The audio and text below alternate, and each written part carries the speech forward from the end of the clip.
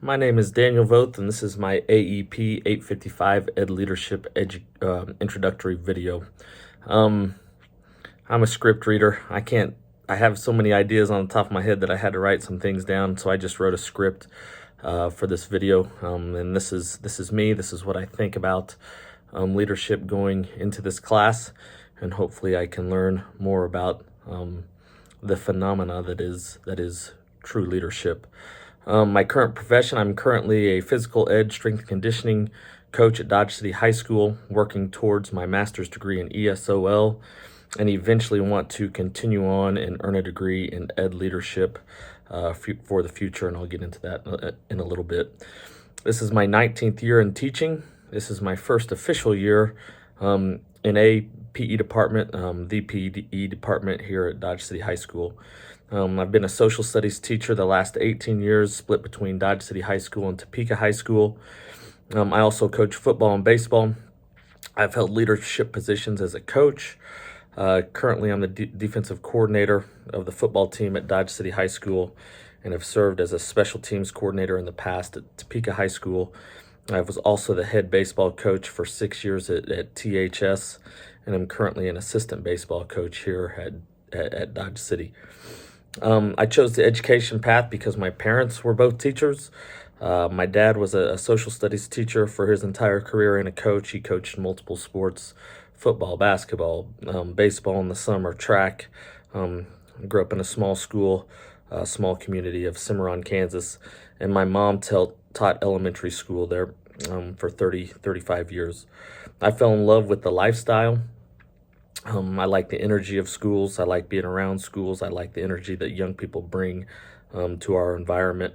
I fell in love with the people that my parents were around and brought around me as a young person, other good teachers and coaches. And I have a passion for sports and coaching and teaching kids what I have learned about the specific sport and about how those lessons can be applied to life as well. I think that's really important. I think teachers are leaders, but no, I am not a leader by title. I hold a leadership title as a coach, as a defensive coordinator, but I feel like teachers are leaders, but I am not a leader by title. Hopefully I'm a leader by action, but that's not necessarily for me to decide, I guess. I keep telling my wife I'm not done coaching, but I am preparing for that day or time. Perhaps I will become a leader by title in the future. However, I do not know when that will be. I still enjoy coaching. I love being around kids with similar, like-minded things about sports. My family, my wife Adriana. I have 2 boys, AJ, who is 6, Axel, who is 1. My wife works at Kitchens Inc. in Dodge City. She's a purchasing agent. She graduated with a law enforcement degree and was a sheriff's deputy for a while. She's a busy mom. Being busy, she kind of had to give up what she was doing because of shift work and what I was doing. We just weren't connecting, so she gave that up so we could still be a coaching family. And eventually I'm going to have to give something up so she can do what she wants to do. She's a busy mom. She's the glue of the family, especially during season. Right now, I can't get things done at home, so I'm sitting in the coach's office trying to get things done. And she's at home with the boys, and hopefully they're not tearing up all their Christmas presents right now. AJ loves sports. He's in 1st grade. He loves being outside and is on a military documentary kick. He likes history, which he comes by naturally from his grandpa and myself. He is currently on the wrestling team, youth wrestling team. He was the T-boy on the football team. On the sideline, he would run out and get the T after every kickoff. He'll play baseball this summer, and he does well in school. Axel, he's the personality of the family right now. Very ornery. He's starting to talk, and sometimes a little bit too much. Says a lot of words. His favorites include ball, football, bat, thank you, and Broncos. We are Broncos fans, so that might upset some people, but that's okay. Examples of good leaders. I've been around a lot of leaders that I feel people are leaders and not necessarily in, like I said before, with leadership titles. I've learned a lot from a lot of people that I've been around, coaches, other fantastic teachers, educators, principals, coaches that have become principals. And I feel like they all had these kind of similarities as I thought about it. They're human and they treat people and others like they are humans. They don't talk down to people. They don't make people feel small, but they're very honest. They are we people. I know the importance of the team over their self. They speak the truth. They're honest. They speak the truth even if it isn't what people want to hear. And sometimes that can be taken personal, but sometimes it has to happen. You don't get anywhere. You don't get better without being honest. Number one, with yourself, and then as a leader, you have to be honest with the people that are following. And there's ways you can do that without making people feel bad about themselves. They possess large amounts of integrity and practice it constantly. Leadership never turns off, and that's probably one of the biggest lessons I have learned throughout my journey of leadership, starting from high school through college and as a teacher, is that it never turns off. I mean, it is always on. If people see you as a leader, you are a leader 24/7, 365 to those people. Examples of poor leadership. I believe poor leaders are self-promoters. Look what I can do. Look what I did. I'm going to do this if you don't do this. I've worked for people like that, and it's just miserable.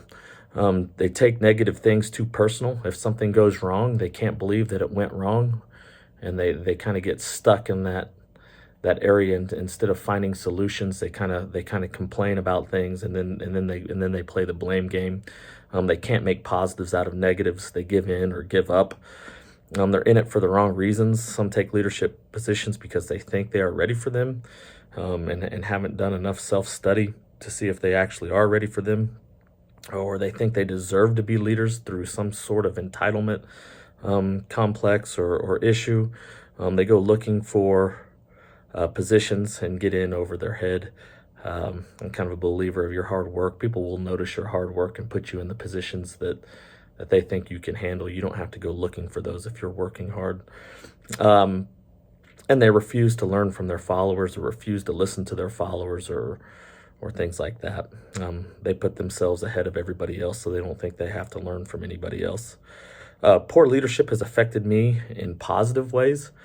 If you are learning what not to do or learning how not to lead, you are still learning. And I believe that. I heard that from a good coach that I had in high school, and it stuck with me for a long time. I moved to a new school district when I realized that the job wasn't making me miserable, but the leadership style or they just weren't meshing. And I made a decision to better myself and my state, and I moved. And contrary to some beliefs of the people that I was leaving from, the grass was a lot greener. I'm in a lot better place. I found a good place to be, and I think that's solely because of leadership of where I was before. The best leaders I have been around are not in it for themselves. They truly have others at the center of their core beliefs. They do not boast or brag about that. They put their heads down. They do the work that needs to be done, the way it needs to be done. And when it's said and done, others let them know what kind of leaders they were. It's not something it's not an I game. Leadership is about everybody else, and I truly believe that. And when it's all said and done, it's not for me to tell anybody how good of a leader I was or how bad of a leader I was.